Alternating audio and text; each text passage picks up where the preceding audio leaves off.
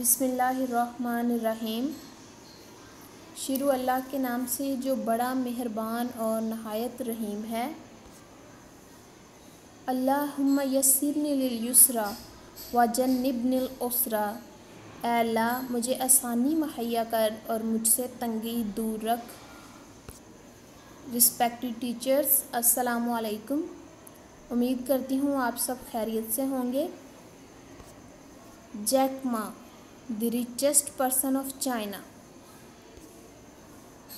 Jack Ma China के अमीर तरीन शख्स हैं। अगर हम इनके पास्ट को देखें तो इन्होंने अपनी ज़िंदगी में नाकामियों को बहुत मर्तबा फ़ेस किया है, बारहा फ़ेस किया है इन्होंने नाकामियों को। इवन कि ये अपने स्कूल में कई बार फेल होते रहे, इन्हें यूनिवर्सिटी तक में एडमिशन ना मिला। अगर इन्होंने पुलिस में अप्लाई किया तो वहाँ ये इन्होंने जो है नाकामी का सामना किया। इतनी बार ये नाकाम हुए कि कोई भी पर्सन इनकी नाकामियों को मद्देनज़र रखते हुए ये कभी सोच ही नहीं सकता था कि ये कभी इस लेवल तक पहुँच सकते हैं या इस कदर कामयाबी हासिल कर सकते हैं। लेकिन वो अपनी नाकामियों से सीखते रहे, आगे बढ़ते रहे और आज वो चाइना के अमीर तरीन शख्स हैं। जैक मा ने अपनी कामयाबी के 4 असूल बताए हैं। उनका कहना है कि अगर इन 4 असूलों को आप मद्देनज़र रखेंगे, इन पर आपकी ग्रिप होगी तो आप कभी भी नाकाम नहीं हो पाएंगे। जैक मा का रूल नंबर 1 है लर्न फ्रॉम फेलर स्टोरीज़। नाकामियों से सीखें। यानी अगर आप किसी जगह पर फेल हो रहे हैं तो मायूस नहीं हों, बल्कि अपनी उस गलती से सीखें और आगे बढ़ें। अगर आप अपने सोसाइटी में, अपने इन्वायरमेंट में किसी को फेल होते देख रहे हैं तो आप उससे सीखें कि अगर कल मैं इस स्टेज पर आता हूँ तो मैंने इस नाकामी से कैसे बचना है। तो ये नाकामियों से सीखना कामयाबी का पहला असूल है। रूल नंबर 2 है बी द फर्स्ट। सबसे अलग कुछ कर दिखाएं, सबसे आगे निकलें। अब कामयाबी 2 तरह से मिलती है, be the best and be the first. Best हम बन सकते हैं कि जब हम अपने इर्द गिर्द मौजूद लोगों में, फ़र्ज़ करें एक क्लास में एक बच्चा जो सबसे बेस्ट जा रहा हो, सबसे अच्छी परफॉर्मेंस दे रहा हो, तो वो होता है बेस्ट स्टूडेंट। अगर हम अपनी सोसाइटी में सबसे अच्छा काम कर रहे हैं तो हम बेस्ट हैं। लेकिन हमें बनना है फर्स्ट, यानी वो करना है जो दूसरे लोग ना कर सकें। और हमेशा से दुनिया में उन्हीं का नाम रोशन हुआ है जिन्होंने कुछ अनोखा कर दिखाया है, जिन्होंने वो किया जो कि एक आम इंसान नहीं कर सकता। जैक मा का रूल नंबर 3 है नेवर गिव अप। अपने इरादों को कभी भी तर्क मत करें, बल्कि अपनी कामयाबी को लेकर अपनी सोच को पुख्ता रखें और आगे बढ़ते रहें। ये नहीं कि अगर आप एक बार फेल हो गए हैं, 2 बार फेल हो गए हैं तो आप जो है उससे मायूस हो जाएं और बैठ जाएं कि नहीं अब मैं कामयाबी हासिल नहीं कर सकता, बल्कि आप आगे बढ़ते रहें और इंशाअल्लाह एक दिन ज़रूर कामयाब होंगे। जैक मा का रूल नंबर 4 है मेक द मूव।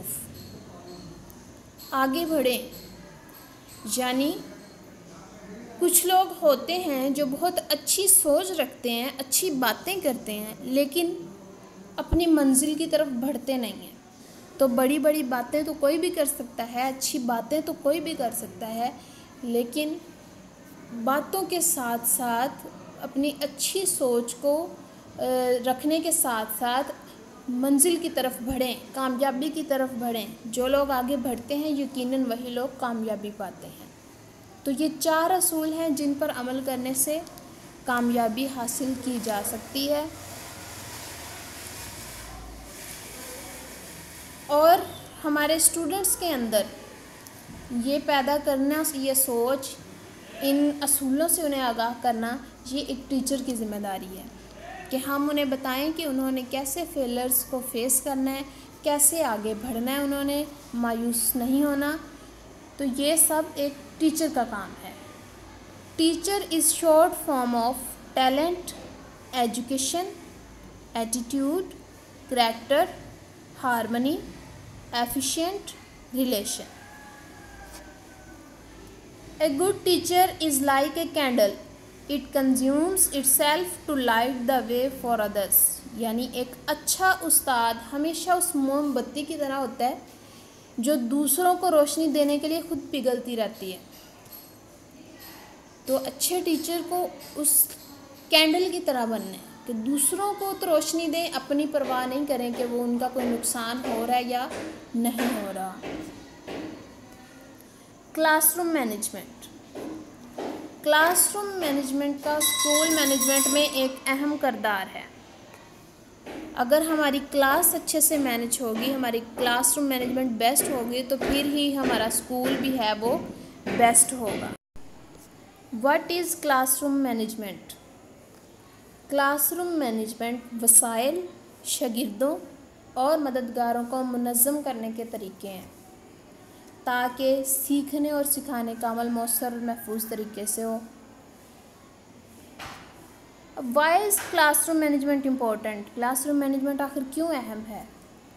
तालीम में इत्मीनान और लुत्फ़अंदोज़ी तालिब इल्मों के ताउन पर मुनहसर है, और वो ताउन तभी करेंगे जब उन्हें एक अच्छा इन्वायरमेंट मिलेगा, जब क्लासरूम मैनेजमेंट बेटर होगा। क्लासरूम मैनेजमेंट के मसाइल इब्तदाई असातिज़ा के लिए सबसे ज़्यादा तशवीश का बायस हैं, यानी कि जिनके पास एक्सपीरियंस ना हो, जिन टीचर्स ने न्यूली ज्वाइन किया हो, तो उनके लिए क्लास को मैनेज करना थोड़ा डिफ़िकल्ट होता है। Principles in classroom management. Class को मैनेज करने के लिए कुछ असूल हैं। नंबर 1, मुस्तकिल फ़ाल नज़्म व ज़ब्त मौसर क्लासरूम मैनेजमेंट का नुक्ता है। यानी कि इस चीज़ के लिए वेट नहीं करें कि कब कोई मसला पैदा हो, कोई प्रॉब्लम सामने आए और हम उसका इलाज कर सकते हैं, हम उसे हैंडल कर सकते हैं, बल्कि कोई भी प्रॉब्लम क्रिएट होने से पहले ही उसकी रोकथाम कर ली जाए तो ये ज़्यादा बेस्ट है। डिसिप्लिन अगर हमारा स्ट्रॉन्ग होगा तो हमें डिसिप्लिनरी प्रॉब्लम्स को फेस नहीं करना पड़ेगा। तमाम डेली बेस होने वाले कामों और ज़रूरियात के लिए रूटीन सेट करें, यानी मामूलात मरतब करें। अपनी असाइनमेंट्स, होमवर्क, क्लास वर्क, ये सारी चीज़ें साथ के साथ डेली बेस के जो हमारे काम हैं इन्हें साथ के साथ वाइंड अप करते जाएं, ताकि ये रूटीन वक्त और कोशिश की बचत करती है। और इससे अगर ये रूटीन हम सेट कर लेंगे तो हमारा जो है हर स्टूडेंट इसका आदी हो जाएगा। तो ये हमारे लिए कोई नई चीज़ नहीं होगी कि हमें रोज़ रोज़ अपना डिसिप्लिन सेट करना पड़े, बल्कि हमारे स्टूडेंट्स आदी होंगे कि हमें किस तरह से अपनी रूटीन को सेट करना है और कैसे कामों को लेकर चलना है। पूरे दिन में हमवार तब्दीलियों और रफ्तार का तसलसल तरतीब दें। ऐसा करने से एक पुरसुकून माहौल सामने आएगा, कोई डिस्टर्बेंस नहीं होगी। हम श्योर होंगे कि ऐसी कोई भी प्रॉब्लम अगर क्रिएट होती भी है तो हम इसे हैंडल कर लेंगे, और अव्वल तो कोई प्रॉब्लम क्रिएट ही नहीं होगी जिससे क्लास में बेसुकूनी पैदा हो। तलबा की सरगर्मियों में तनूउ और चैलेंज के दरमियान तवाज़न कायम करें। हमें तलबा की सरगर्मियों से अंदाज़ा होता है कि तलबा की ज़हानत, उनका इल्म डिफरेंट है। हर बच्चे का अल्फाज का चुनाव, बात करना, लिखना डिफरेंट स्टाइल होगा उसका। तो यानी हर क्लास में मुख्तलिफ़ कैटेगरी के स्टूडेंट्स होते हैं, तो टीचर को चाहिए कि हर स्टूडेंट की एबिलिटी के मुताबिक उसे काम दे। वो जिस तरह से वो बच्चा आपको रिज़ल्ट दे सकता है, आप उसी तरह से उसे उस काम की तरफ लेकर जाएं, उसे उसी वे में काम करवाएं जिस वे में वो बच्चा अच्छे से काम कर सकता हो। क्लासरूम मैनेजर को क्लास में होने वाले तमाम एक्शंस और एक्टिविटीज़ से बाखबर होना चाहिए। यानी क्लासरूम मैनेजर कौन होता है? एक टीचर, एक उस्ताद। तो एक उस्ताद की तवज्जो जो है वो क्लास में बैठे पहले डेस्क के स्टूडेंट से लेकर लास्ट कॉर्नर पर बैठे हुए स्टूडेंट तक उनकी जो है तवज्जो होनी चाहिए, हर बच्चे का इल्म होना चाहिए कि वो बच्चा इस वक्त क्या कर रहा है। ये है एक क्लासरूम मैनेजर की खूबी। यानी अगर आप वाइट बोर्ड भी यूज़ कर रहे हैं, काम भी करवा रहे हैं, तो आपकी यूँ कहें कि दो आंखें पीछे भी हों कि आपको पता हो कि कौन सा बच्चा आपके काम को अच्छे से पिक कर रहा है और कौन सा बच्चा जो है स्टडी को इग्नोर कर रहा है। ये आप एक अच्छे क्लासरूम मैनेजर की ये एक क्वालिटी है और एक अच्छे टीचर की ग्रिप पूरी क्लास पर होनी चाहिए। यानी सामने सामने बैठे चंद लोगों पर या फिर कभी थोड़े टाइम के बाद एक राउंड ले लिया तो आपको पता चले कि ये पीछे ये हो रहा है या पीछे वाले बच्चे क्या कर रहे हैं क्या नहीं, ये नहीं, बल्कि एक एक बच्चे की आप तवज्जो दें एक एक बच्चे पर। और आपको पता होना चाहिए कि मेरी क्लास का सबसे पहला बच्चा क्या कर रहा है, सेंटर में बैठा बच्चा क्या कर रहा है और लास्ट वाला बच्चा क्या कर रहा है। छोटी छोटी गफलत और रुकावट को हल करें इससे पहले कि वो बड़ी रुकावट बन जाए। यानी कि अगर आपको कोई छोटी सी प्रॉब्लम क्लास में नज़र आ रही है तो उसे फौरी तौर पर आप उसका सल्यूशन देखें, उसे वहीं पर कंट्रोल करें इससे पहले कि वो बड़ी रुकावट बन जाए। जैसे कहा जाता है कि एक सिलाई 900 से बेहतर है। यानी कि अगर आप वक्ती तौर पर रोकथाम कर लेते हैं तो बाद में आपको प्रॉब्लम फेस नहीं करना पड़ती। उसके बाद जी मुस्बत रवैये को मजबूत करें। यानी हमारा रवैया इतना मजबूत और मस्बत होना चाहिए कि हम अपने असूलों के पाबंद रहें। अगर आप किसी बंदे को एक बार फेवर दे रहे हैं, कोई रिलैक्सेशन दे रहे हैं, तो नेक्स्ट टाइम ना चाहते हुए भी कई लोगों को आपको वो फेवर देना होगी क्योंकि आप पहले किसी और को दे चुके होते हैं। ठीक है, तो सब के लिए सेम रवैया रखें, आपका रवैया मस्बत होना चाहिए। यानी अगर जो भी स्टेज आ जाए आपके जो असूल हैं, जो रूल्स हैं, आप उनके पाबंद हों। मामूली परेशानी का पुरसुकून इलाज करें। एक दिल से पहाड़ बनाने वाली बात नहीं होनी चाहिए।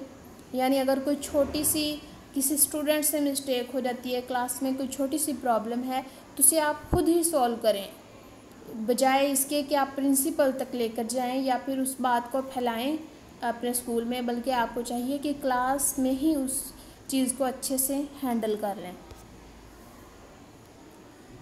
कुर्सियों का एक फ़िज़िकल अरेंज करें जो इंटरैक्टिव तदरीस यानी सीखने और सिखाने के अमल को सहूलत फराहम करता है। बेशक एक्सटर्नल माहौल जो होता है ना, ज़ाहरी माहौल, उसका बड़ा असर होता है।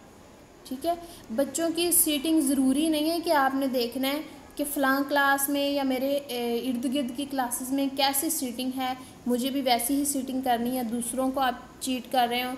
तो इससे बेहतर है कि आप अपनी लर्निंग नीड्स को और क्लास कंडीशन को देखते हुए आप अपना सीटिंग अरेंजमेंट करें कि किस तरह से आपके बच्चे अच्छे से पुरसकून तरीके से तालीम हासिल कर सकते हैं।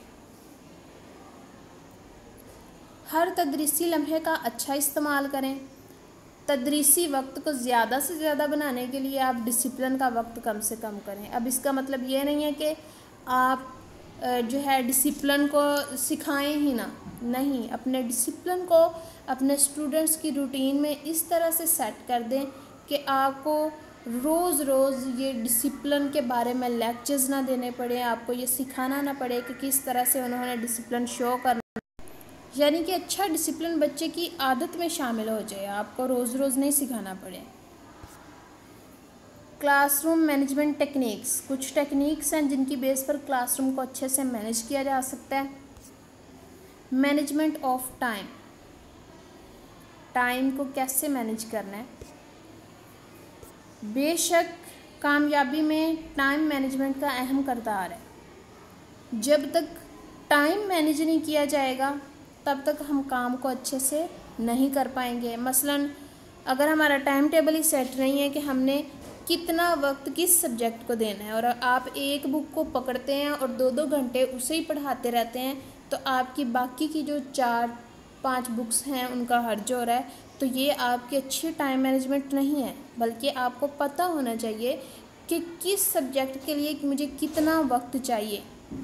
और इससे भी आगे हमें ये भी पता होना चाहिए कि अगर मैं साइंस का लेक्चर मैंने डिलीवर करना है तो इसमें जो आज मैंने टॉपिक्स देखने हैं कि मैंने इस टॉपिक पर बात करनी है, तो कौन सा टॉपिक इतना इम्पोर्टेंट है कि इसके लिए हमें बाकियों से 5 मिनट एक्स्ट्रा रखने हैं। तो ये जो मैनेजमेंट है टाइम की, ये हम पहले से ही करेंगे।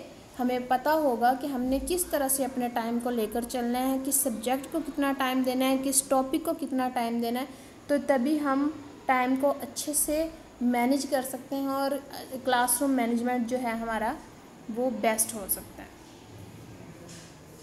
नेक्स्ट है जी मैनेजमेंट ऑफ डिसिप्लिन। डिसिप्लिन को मैनेज करना क्लासरूम मैनेजमेंट में जो नहायत ही ज़रूरी चीज़ है वो डिसिप्लिन ही है। अब डिसिप्लिनरी प्रॉब्लम्स कुछ होती हैं जिन्हें हमें फेस करना होता है, तो उसमें ओवर क्राउडेड, अगर आपकी क्लास ओवर क्राउडेड होगी तो आपको प्रॉब्लम होगी, ज़ाहिर बात है। ज़्यादा रश में आप उस तरीके से काम नहीं करवा पाएंगे, बच्चे भी उतने पुरसकून तरीके से आपकी बातों को, आपके काम को पिक नहीं कर पाएंगे। पुअर लाइटिंग फैसिलिटीज़, अगर हमारे पास रोशनी के नाक़िस इंतज़ाम होंगे तो उससे भी जो है हमारे क्लासरूम मैनेजमेंट पे ख़ासा बुरा असर होगा।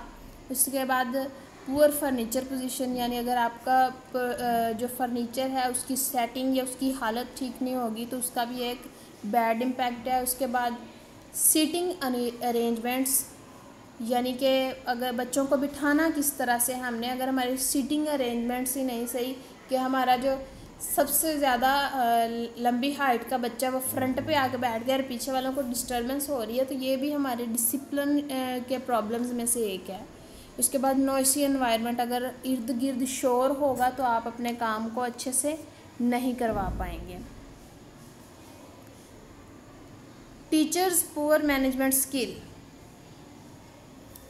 अब बाज़ टीचर्स के पास मुनासिब इल्म की कमी होती है या महारत नहीं होती या फिर उनका एक्सपीरियंस नहीं होता, जिसकी वजह से वो क्लास को अच्छे से मैनेज नहीं कर पाते हैं। लिहाजा क्लासरूम मैनेजमेंट के लिए मुनासिब इल्म का होना भी ज़रूरी है, महारत भी होना ज़रूरी है और तजर्बा होना भी ज़रूरी है।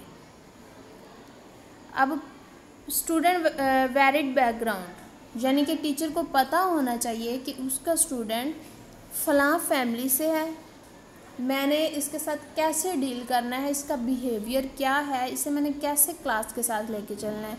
अब कुछ स्टूडेंट्स की फैमिली जो हैं वो कोऑपरेटिव होती हैं कि मतलब अगर आप किसी टाइम कोई प्रॉब्लम हो भी रही है तो वो उसे समझते हैं और आपके साथ कोऑपरेट करते हैं, जबकि कुछ बच्चों के फैमिली में बैकग्राउंड में ऐसा नहीं होता।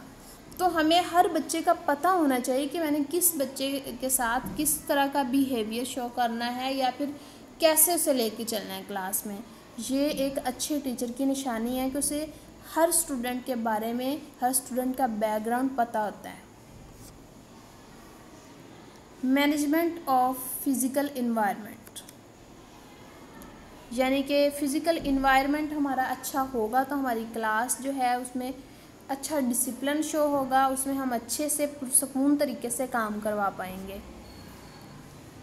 फर्नीचर अरेंजमेंट, पहली बात तो आपकी स्ट्रेंथ के मुताबिक आपका फ़र्नीचर होना ज़रूरी है, यानी कि अगर आपकी 40 की क्लास है तो उसमें आपके लिए 13 to 14 बेंचेस जो हैं वो ज़रूरी हैं कि क्लास में इतना फ़र्नीचर मौजूद हो ताकि बैठने में बच्चों को कोई प्रॉब्लम ना हो, बच्चे अच्छे से पुरसकून तरीके से काम को पिक कर सकें। उसके बाद है सीटिंग अरेंजमेंट।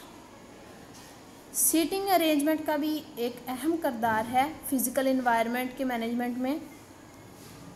हमारा सीटिंग अरेंजमेंट इस तरह से होना चाहिए कि जो हमारा डोर है वो बच्चों की बैक पे हो और डोर के फ्रंट पे, यानी कि बच्चों के सामने टीचर हों। कभी भी डोर जो है वो बच्चों के फेस वाली फ्रंट वाली साइड पे नहीं होना चाहिए बल्कि उनकी बैक वाली साइड पे होना चाहिए। ये हमारा सीटिंग अरेंजमेंट ऐसा होना चाहिए। हमें डेस्क्स को अच्छे से तरतीब दें, सेंटर में थोड़ी जगह छोड़ें, साइड्स पे बेंचेस लगवाएं और दीवार के साथ भी थोड़ा सा गैप दें। ये हमारा सीटिंग अरेंजमेंट अगर अच्छा होगा तो हमारी क्लास का एनवायरनमेंट ऑटोमेटिकली जो है वो गुड हो जाएगा।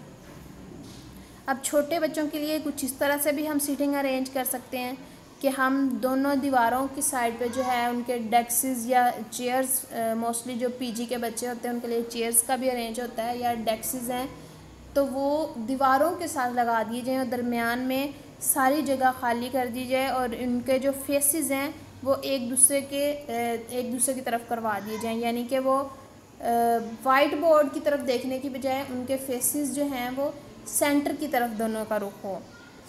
उसके अलावा छोटे बच्चों को टेबल के साइडों पर भी ऐसे राउंड शेप में भी उनकी चेयर्स या टेबल वगैरह सेट किए जा सकते हैं, यानी कि जिस तरह से आपको लगे कि आप बच्चों को एक अच्छा इन्वायरमेंट दे सकते हैं, इस तरह से बच्चे भी जो है रिलैक्स होकर आपकी बात को पिक कर सकते हैं और आप भी अच्छे से उन्हें काम करवा सकते हैं। आपका सीटिंग अरेंजमेंट आपने अपनी उन नीड्स की बेस पे करना है, आपकी क्या ज़रूरियात हैं, आपको कैसा माहौल चाहिए, उसी बेस पर आपका सीटिंग अरेंजमेंट होना चाहिए। Physical condition of the classroom की फ़िज़िकल कंडीशन कैसी होनी चाहिए, उसमें सफाई सुथराई का ख्याल रखना है कि आपके जो है रूम्स के गिरदोनवा में, आपके स्कूल में जो है एक साफ़ सुथरा माहौल हो, ठीक है। आपका फ़िज़िकल इन्वायरमेंट सेफ़ हो जहाँ मुतहर्रक और मुतजस्सिस बच्चे हमेशा चलते फिरते रहते हैं, प्रॉपर लाइट हो, वेंटिलेशन हो, ये सारी चीज़ें हमारी जो है physical condition of the classroom जो है इसमें बहुत ही इम्पोर्टेंट है। मैनेजमेंट ऑफ रूटीन्स, शागिर्दों को मुख्तलिफ ग्रोहबंदी करने का तरीका सिखाएं और कम अज़ कम उलझन के साथ मियारी इंतज़ामात की तरफ लौटें। अपना जो इब्तदाई वक्त होता है, इब्तदाई कुछ मिनट्स मटेरियल इकट्ठा करने में ज़ाया मत करें, जबकि इस वक्त बच्चे ज़हनी तौर पर तैयार होते हैं, तो मवाद को जमा और तकसीम करने के लिए ओवरलैपिंग टेक्नोलॉजी का इस्तेमाल करें। अब ओवरलैपिंग की मैं एक छोटी सी एग्जांपल दूंगी कि अगर आप कुछ टॉपिक्स हैं एक ही सब्जेक्ट के, साइंस के कोई 3-4 टॉपिक्स हैं जिन पर आप बात करना चाहते हैं, अब बजाय इसके कि आप उन चारों टॉपिक्स को समझाने के लिए क्लास में मटेरियल इकट्ठा कर रहे हों या उसके लिए थोड़ा टाइम वेस्ट कर रहे हों, उसका बेहतरीन हल ये है कि आप एक चार्ट पेपर लें, उस पर अपना सारा मवाद इकट्ठा करें और उस चार्ट पेपर के ज़रिए एक ही टाइम में आकर आप अपना लेक्चर डिलीवर करें, ताकि कोई डिस्टर्बेंस भी नहीं होगी और आपकी क्लास भी अच्छे से मैनेज हो जाएगी। उसके बाद होमवर्क, क्लास वर्क, असाइनमेंट्स, ये जो है ये प्रॉपरली आपका साथ के साथ काम चलता जाए, ताकि बाद में होमवर्क आपका इतना इकट्ठा हो जाए तो आपका टाइम वेस्ट हो, क्लास वर्क इकट्ठा हो जाए, बल्कि साथ के साथ करें ताकि आप भी जान सकें कि आपके बच्चे क्या काम कर रहे हैं, क्लास वर्क उनका कैसा जा रहा है, होमवर्क कैसा जा रहा है। अगर आपकी कोई असाइनमेंट्स वगैरह हैं तो उससे आपको आइडिया हो कि किस बच्चे की प्रोग्रेस क्या है। तो इसके लिए हमें प्रॉपरली साथ के साथ ही अपने कामों को लेकर चलना चाहिए। मैनेजमेंट ऑफ रिलेशनशिप, अब हमारे बच्चों के दरमियान हमने उनके आपस के रिश्ते को मजबूत कैसे करना है। हमें अपने स्टूडेंट्स के ब्रेन्स को वॉश करना है, उनके अंदर ये एक जज्बा पैदा करना है कि किस तरह से उन्होंने अपने क्लास फेलोज़ के साथ अच्छे से बिहेव करना है, उनका रिलेशन कैसे स्ट्रॉन्ग होना चाहिए। तो ये सारी चीज़ें एक टीचर ने ही अपने स्टूडेंट में जो है वो डेवलप करनी है। उन टीचर ने ही गाइड करना है कि कैसे अगर एक बच्चे को किसी चीज़ की ज़रूरत पेश आती है और दूसरा बच्चा वो चीज़ उसके पास एक्स्ट्रा है तो वो कैसे उसकी हेल्प कर सकता है ना। इसके अलावा अगर स्टडी में एक बच्चे को कोई प्रॉब्लम आ रही है तो वो अपने क्लास फेलो से उस चीज़ को सीख सकता है। अगर एक बच्चा कोई छोटी सी मिस्टेक कर रहा है तो दूसरे बच्चे को चाहिए कि वो उसकी शिकायत करने की बजाय उस चीज़ को इग्नोर करे। तो ऐसी छोटी छोटी चीज़ें जो हम अपने स्टूडेंट्स को सिखाएंगे तो उनका रिलेशनशिप जो है वो स्ट्रॉन्ग होगा। ये चीज़ें हमने अपने स्टूडेंट्स के अंदर डेवलप करनी है। अब कैसे करनी है, ये एक टीचर बहुत अच्छे से जानते हैं। कुछ बच्चे ऐसे होते हैं कि जब हम उन्हें पर्सनली बुला के थोड़ा समझा देते हैं, गाइड कर देते हैं, क्लास में सबके सामने उन्हें गाइड करने की बजाय, तो वो उस चीज़ को अच्छे से पिक कर पाते हैं और वो आइंदा के लिए उन चीज़ों से अवॉइड करते हैं जो जिनको आपने नापसंद किया हो या जिनसे आपने उनको मना किया हो। कुछ बच्चे ऐसे होते हैं कि जिन्हें अगर हम, जैसे आप फॉर एग्ज़ाम्पल किसी को कोई कैंडी दे दें, चॉकलेट दे दें, किसी बच्चे को ये बोल दें कि अगर आप ये काम छोड़ देंगे या एक अच्छे बच्चे बन जाएंगे तो मैं आपसे फ्रेंडशिप करूँगा या करूँगी। तो ऐसी छोटी छोटी चीज़ें हैं जिनके ज़रिए हम अपने स्टूडेंट्स के ब्रेन्स को वॉश कर सकते हैं। और जब हम इनके ब्रेन वॉश कर देंगे, इनको आपस में इनका रिलेशन स्ट्रॉन्ग कर देंगे, तो आपके क्लास में वो डिसिप्लिन होगा जो एक मिसाल होगी सबके लिए। यानी अगर इनका रिलेशन स्ट्रॉन्ग होगा तो आपका माहौल अच्छा होगा, पुरसुकून माहौल होगा। अगर बच्चे एक दूसरे को अंडरस्टैंड करते होंगे तो वो छोटी छोटी बातों को लेकर आपको डिस्टर्ब नहीं करेंगे। अगर बच्चे एक दूसरे की हेल्प करना जानते होंगे तो ये फ्यूचर में भी उनके लिए ये बड़ी अच्छी बात होगी कि वो इस छोटी छोटी हेल्प्स करने से जो है वो आइंदा के लिए एक अच्छे इंसान और एक हमदर्द बन सकते हैं। तो ये चीज़ें हमने अपने स्टूडेंट्स के अंदर डेवलप कर दी हैं। We give them roots, we give them wings and great joy from little things. I hope that they will soar. I hope that they will try. We are sure that one day our children will learn to fly. अब एक teacher ही है जो बच्चों की नशोनुमा करता है, बच्चे को पर देता है, उसकी जड़ें लगाता है और उसके अंदर छोटी छोटी ऐसी खूबियाँ पैदा करता है कि जिसके ज़रिए से वो एक दिन बहुत बड़ा इंसान बन सकता है, उड़ सकता है वो। तो ये एक टीचर की क्वालिटी है। एज अ टीचर हमें अपने बच्चों को इतना स्ट्रॉन्ग करना है, एक अच्छा सिटीज़न बनाना है, एक अच्छा स्टूडेंट बनाना है, उनके अंदर डिसिप्लिन को पैदा करना है, इस तरह से उनकी हमने तरबियत करनी है कि वो माशरे में एक अच्छा इंसान बन जाए। इसी के साथ मैं इजाज़त चाहूँगी। अपना बहुत सारा ख्याल रखिएगा। अल्लाह हाफिज़।